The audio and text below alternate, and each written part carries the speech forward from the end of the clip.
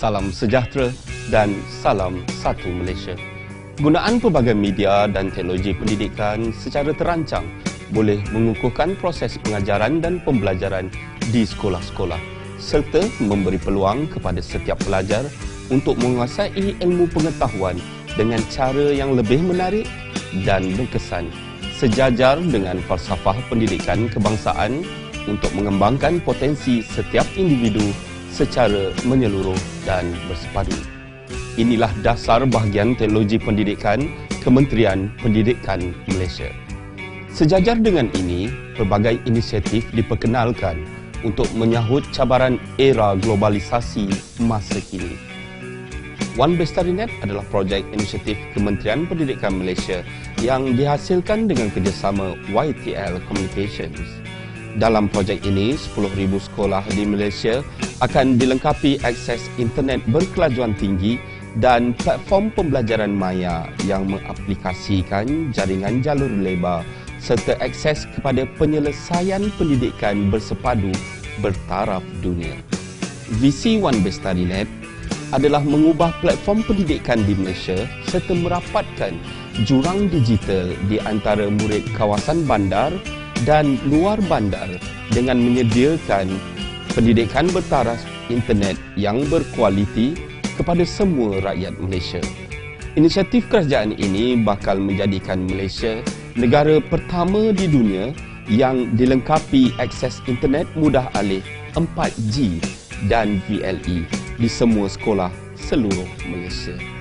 Di bawah One Bestarinet, sekolah-sekolah akan dilengkapi dengan penyelesaian bersepadu yang membolehkan pengajaran, pembelajaran, kolaborasi dan pengurusan pentadbiran dijalankan di internet menerusi persekitaran pembelajaran maya VLE yang boleh diakses di sekolah atau di mana-mana sahaja yang mempunyai capaian internet. Inisiatif seterusnya ialah pelengkap kepada persekitaran pembelajaran maya iaitu Frog VLE. Persekitaran pembelajaran maya adalah satu sistem pembelajaran berasaskan web yang menyerupai dunia pembelajaran sebenar dengan mengintegrasikan konsep pendidikan konvensional dengan kaedah maya. Sebagai contoh, guru-guru dapat memberi tugasan, ujian dan menyemak tugasan secara maya. Sementara pelajar dapat menghantar tugasan dan menyemak markah menerusi VLE. Ibu bapa boleh berkomunikasi dengan pihak sekolah, manakala pentadbir sekolah boleh menguruskan kalender sekolah serta mewawarkan notis dan maklumat melalui dashboard sekolah. Dengan VLE, pendidikan tidak lagi terbatas dalam bilik darjah tradisional. Pembelajaran boleh dilakukan di mana jua pada bila-bila masa. Sistem Frog yang mudah digunakan ini membolehkan pelajar dan guru menemui hampir segala-galanya di internet dan membinanya menjadi sebuah laman yang menarik tanpa memerlukan sebarang kepakaran teknikal. Frog VLE juga adalah gerbang kepada limpahan sumber pengajaran dan aplikasi hebat dari seluruh web yang kesemuanya boleh diakses dalam persekitaran yang selamat dan telah ditapis. Sebagai panduan kepada guru, KPM telah menyediakan inisiatif khas bagi membantu guru-guru merealisasikan teknik-teknik pengajaran yang selari dengan kehendak Standard Kualiti Pendidikan Malaysia SKPM, iaitu laman e-guru. Pelan Pembangunan Pendidikan Malaysia menzahirkan transformasi sistem pendidikan negara untuk tempoh 2013 sehingga 2025 yang akan dilaksanakan secara komited oleh kerajaan. Kementerian Pendidikan Malaysia telah mengenal pasti 25 inisiatif utama yang sedang giat dijalankan oleh bahagian-bahagian yang dipertanggungjawabkan. Salah satu daripada inisiatif tersebut ialah penghasilan video dan portal e-guru. Bagi tujuan meningkatkan kualiti pengajaran guru di dalam bilik darjah, mulai 10 April 2013, portal e-guru KPM yang merupakan Perpustakaan maya bagi koleksi video e-guru dapat diakses secara atas talian dengan melayari laman sesawang pnp.moi.gov.my/e-guru. Video e-guru adalah video pembelajaran dan pengajaran berlandaskan standard 4 SKPM 2010. Suatu standard bagi menilai keberkesanan PDP guru yang dicerap. Setiap video e-guru menunjukkan dengan jelas pelbagai kemahiran pedagogi guru dalam bilik darjah sebenar yang boleh dijadikan contoh dan panduan bagi menambah baik PDP guru. Sebagai menyokong inisiatif, kemudahan komputer perlu disediakan kepada murid-murid untuk membolehkan mereka melayari dan menggunakan internet dalam proses pembelajaran masing-masing. Untuk itu, satu lagi inisiatif diperkenalkan, iaitu Pusat Akses Sekolah ataupun PUAS. Pusat Akses Sekolah mengamalkan konsep ala cyber cafe tetapi lebih menjurus kepada pembelajaran. Ia merupakan satu ruang pembelajaran yang disediakan bagi membolehkan murid membuat pembelajaran sendiri. PUAS merupakan satu bentuk sokongan kepada proses pengajaran dan pembelajaran. Proses pembelajaran di pusat akses sekolah boleh berlaku pada bila-bila masa.